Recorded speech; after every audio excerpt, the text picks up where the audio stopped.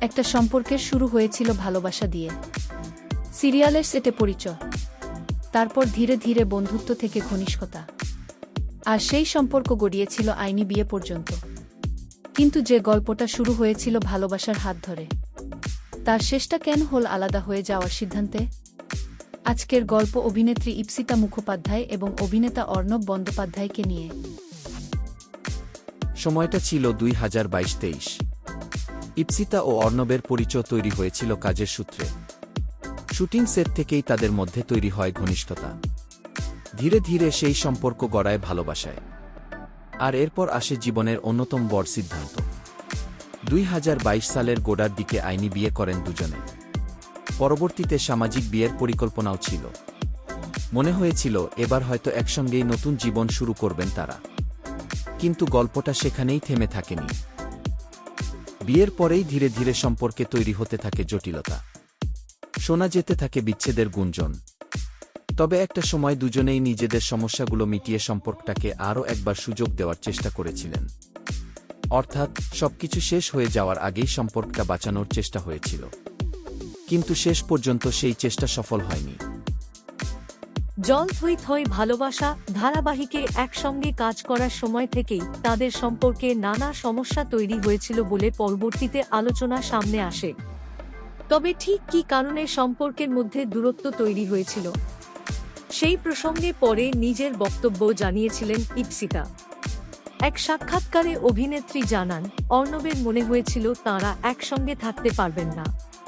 আর ইপসিতা, তিনি জানান অর্ণবের সেই অনুভূতিকে তিনি সম্মান করেছিলেন।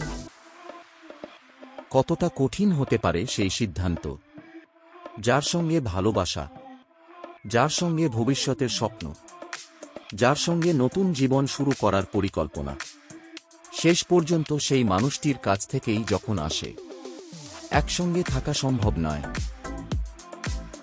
আরেক সাক্ষাৎকারে বিয়ে ভাঙার প্রসঙ্গে ইপসিতা জানান, আইনি বিয়ের কয়েক মাসের মধ্যেই তিনি বুঝতে পেরেছিলেন যে অনেক কিছু ঠিকঠাক চলছে না। তখনই দুজনে আইনি বিয়ে থেকে বেরিয়ে আসার সিদ্ধান্ত নেন। কিন্তু গল্পের এখানেই শেষ নয়। পরবর্তীতে পরিস্থিতি বদলানোর আশ্বাস পেয়ে তাঁরা সম্পর্কটাকে আরও একবার সুযোগ দিয়েছিলেন। আর সেই চেষ্টা ইপসিতা করেছিলেন মন প্রাণ দিয়ে। কিন্তু কিছু সম্পর্কের ক্ষেত্রে একটা চিট তৈরি হয়ে গেলে সবকিছু আগের মতো করা আর সম্ভব হয় না। শেষ পর্যন্ত দুজনেই উপলব্ধি করেন, একটি সম্পর্ককে শুধু ধরে রাখার জন্য ধরে রাখার চেয়ে কখনো কখনো আলাদা হয়ে যাওয়াই হয়তো ভালো। আর সেই উপলব্ধি থেকেই দুজনের পথ আলাদা হয়ে যায়। একটা ভালোবাসার সম্পর্ক, একটা আইনি বিয়ে, আর তারপর এক কঠিন বিচ্ছেদের সিদ্ধান্ত। তবে এখানেই ইপসিতার গল্প শেষ নয়।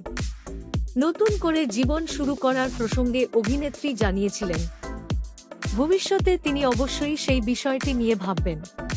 তবে তার প্রয়োজন সময়, কারণ অতীতের অভিজ্ঞতা থেকে শিক্ষা নিয়ে ভবিষ্যতের সিদ্ধান্ত আরও ভেবেচিন্তে নিতে চান তিনি। এবং হয়তো এটাই জীবনের সবচেয়ে বড় শিক্ষা। একসময় যে সম্পর্ক শুরু হয়েছিল ভালোবাসা দিয়ে, তার শেষটা হয়েছিল অনেকটা নীরব বোঝাপড়ার মধ্য দিয়ে। কোনো সম্পর্কের শেষ মানেই যে জীবন থেমে যায় তা নয়। কখনো কখনো একটি অধ্যায় শেষ হয় শুধু নতুন একটা অধ্যায় শুরু করার জন্য। ইপসিতার নিজের কথাতেও যেন সেই বার্তাই স্পষ্ট। অতীতের অভিজ্ঞতা কষ্ট দিতে পারে, কিন্তু সেই অভিজ্ঞতায় ভবিষ্যতের পথ চলার শক্তি হয়ে উঠতে পারে।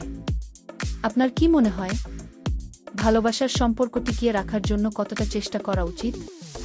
আর কখন আলাদা হয়ে যাওয়াই সঠিক সিদ্ধান্ত? কমেন্টে অবশ্যই আপনার মতামত জানাবেন। ভিডিওটি ভালো লাগলে লাইক, শেয়ার এবং সাবস্ক্রাইব করতে ভুলবেন না। আবার দেখা হবে নতুন একটি গল্প নিয়ে।